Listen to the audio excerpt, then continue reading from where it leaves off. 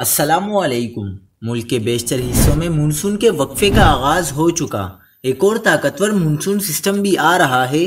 بڑی پیشنگوئی آ گئی۔ کیا آپ حالات حاضرہ سے آگاہی حاصل کرنا چاہتے ہیں؟ خبر کے پیچھے چھپے اصل حقائق جاننا چاہتے ہیں تو ابھی سبسکرائب کیجئے جلمل پاکستان کو اور ساتھ ہی گھنٹی کے نشان پر کلک کر دیں۔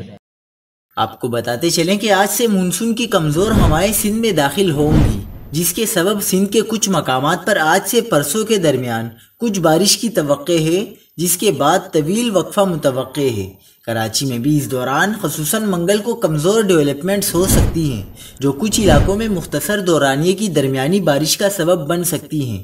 شہر قائد میں 9 ستمبر تک تیز بارشوں کی کوئی امید نہیں ہے۔ 10 ستمبر کے بعد مونسون کی سندھ بشمول کراچی میں واپسی متوقع ہے، جو مونسون کے آخری اسپیل کا سبب بن سکتا ہے۔ دریائے سندھ میں اونچے درجے کا سیلاب متوقع ہے، جس کے زیر اثر جنوبی پنجاب اور بالائی سندھ میں صورتحال کچھ روز کے لیے کشیدہ رہے گی۔